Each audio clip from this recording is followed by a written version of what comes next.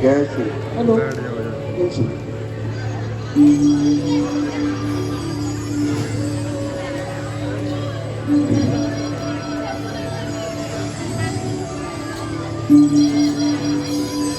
महाराज की जय हो।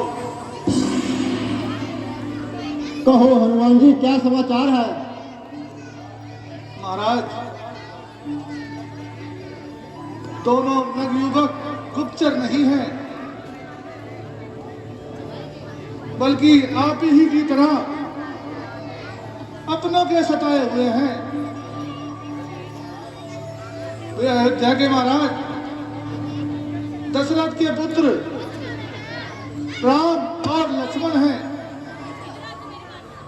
हनुमान जी, वह दोनों कहाँ हैं? महाराज, वे दोनों बाहर द्वार पर खड़े हैं। हनुमान जी, आप उन्हें आदर समेत यहाँ ले आओ। जो आज्ञा महाराज।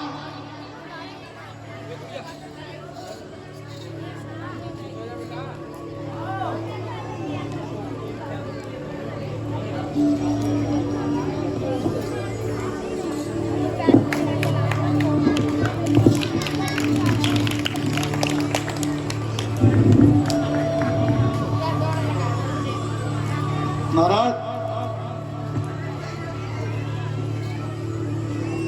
हम नरेश को प्रणाम करते हैं। नहीं प्रभु,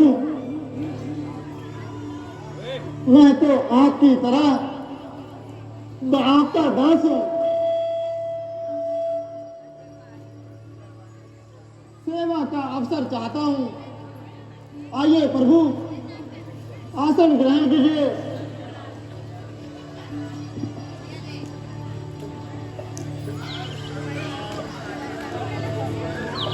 प्रभु,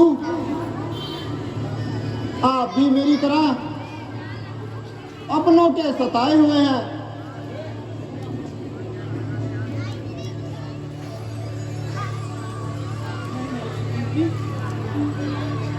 हम सताए हुए नहीं हैं। यह तो हमारा सौभाग्य था।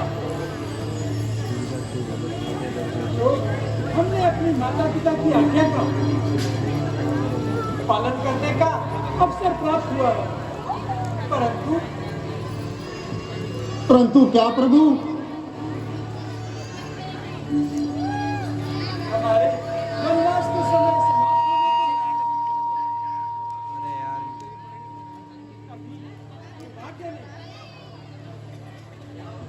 हम पर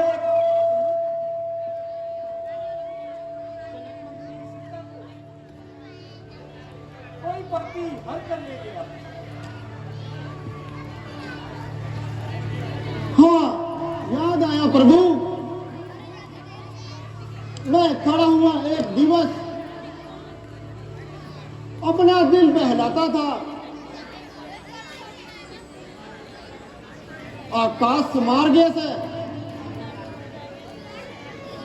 स्वामी एक रथ लेकर जाता था। फिर कुमारी राजकुमारी एक उस रथ में रोती जाती थी। कहती थी राम लखन रो रो कर उधम मचाती थी।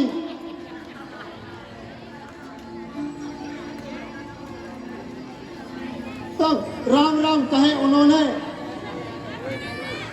आभूषण वहां पर डाले थे। लो, आपको दिखाता हूं भगवान। अब तक मैंने संभाले थे।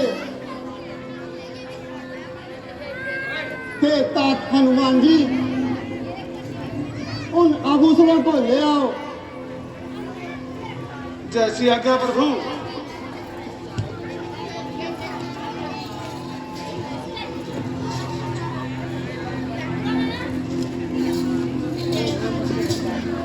लीजिए प्रभु।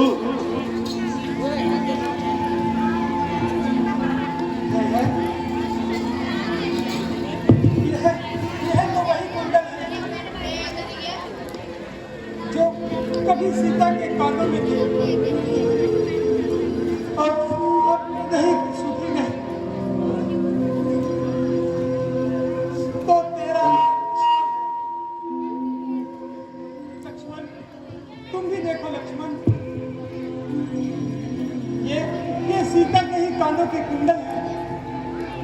भैया,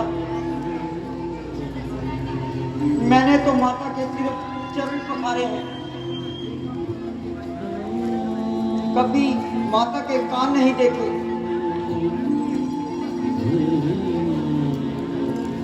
मैं तो बिच्छुओं का सेवक हूँ, कुंडल की कुछ पहचान नहीं है।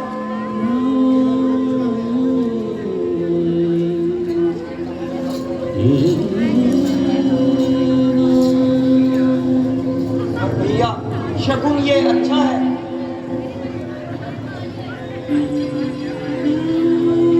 धड़कन है तीर कमानों में,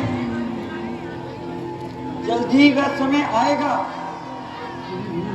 ये कुंडल होंगे माता के कानों में।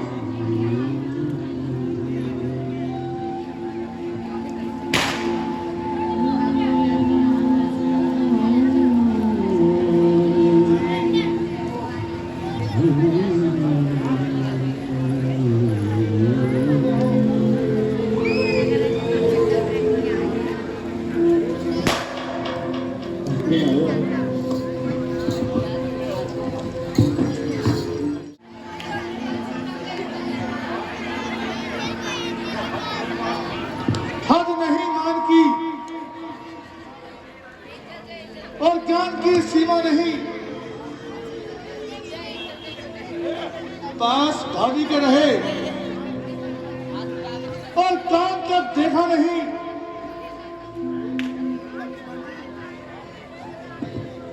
आप एक आदर्श भाई हैं और एक मेरा भाई बाली है, जिसने नीचता की सारी सीमा को लांघ गया। ऐसा क्या हुआ प्रभु, मेरी भी ठीक आप ही की तरह की कहानी है।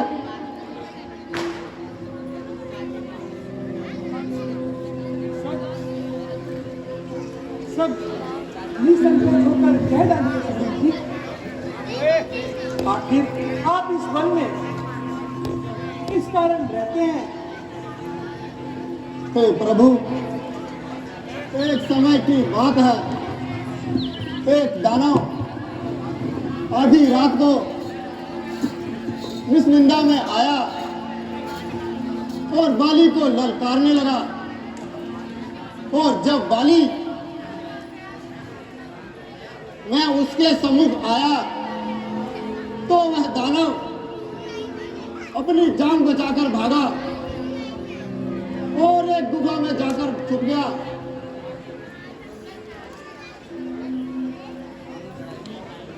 फिर क्या हुआ सुग्रीव जी?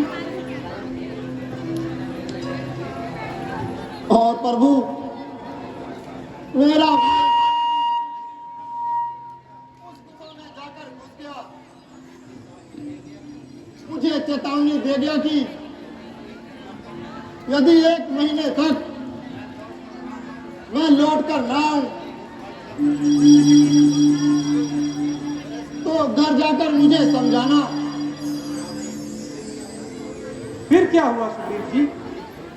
भगवान, एक महाभारत उस गुफा से खून की धार निकलने लगी। तब मैंने उस गुफा के मुंह को एक पत्थर की सीला पर ढक दिया और घर वापस लौटकर आ गया और सारा हाल प्रजावासियों को सुना दिया। फिर प्रजा ने मुझे जबरदस्ती राजा बना दिया। तब फिर? तब प्रभु, कुछ समय बाद मेरा भाई वापस आ गया और मुझे राजा बना देख क्रोधित हो गया। उसने मेरा सारा राजपाट ही नहीं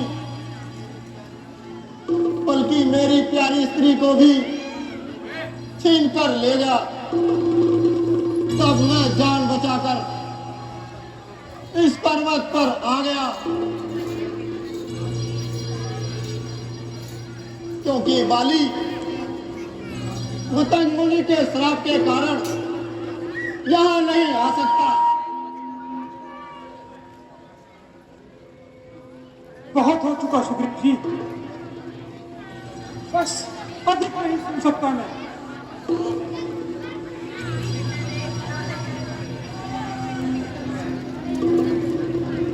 अब तो कंठ बोलती है, मालूम मुझे यह होता है,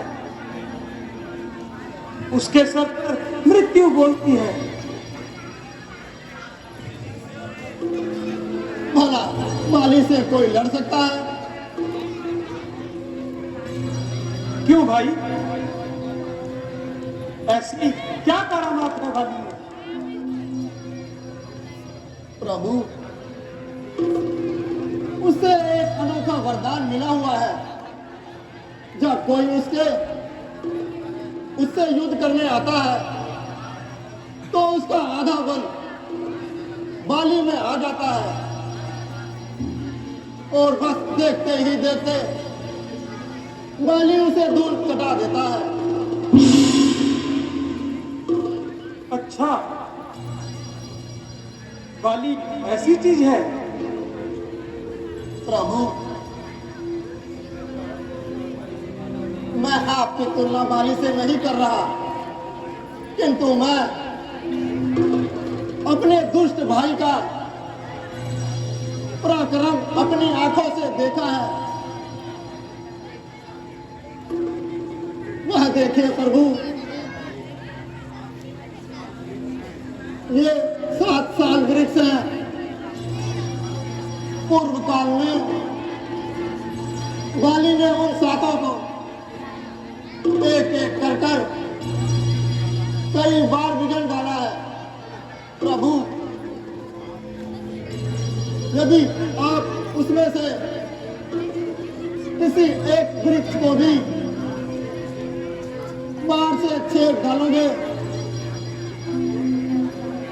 तो मुझे बाली के मारे जाने का विश्वास हो जाएगा।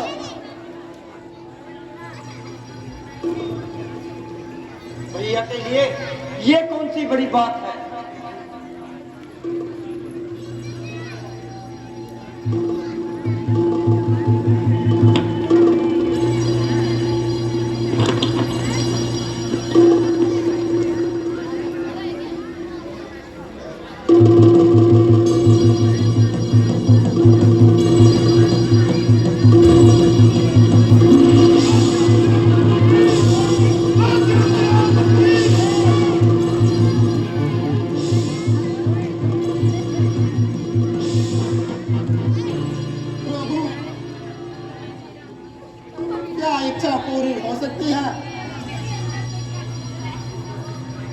अवश्य नहीं सुग्रीव जी।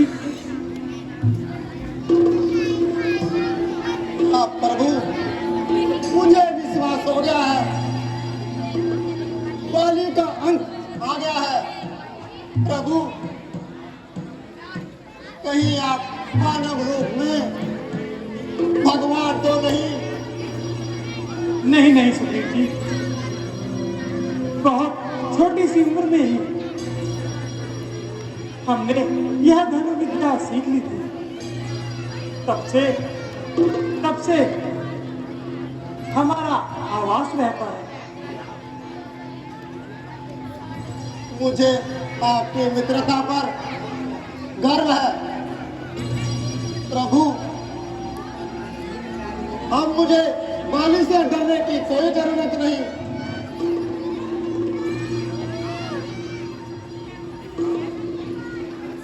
किंतु डर हृदय से यूं ही नहीं निकल पाएगा सुग्रीव जी। बाली अपने आप को तब तक दुर्लभ नहीं समझेगा जब तक आप उसे अपनी शक्ति का कोई सबूत नहीं दे देते। शक्ति का स्वरूप?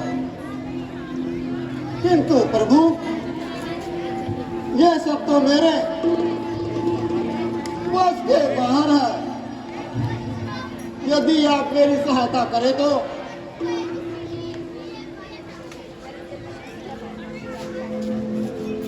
राम ने आपसे मित्रता का हाथ बढ़ाया है। सुग्रीव जी,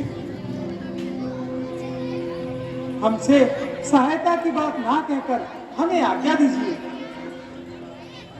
ये राम सदैव ही आपके साथ है, क्योंकि बाली ने आपके साथ अनर्थ किया है।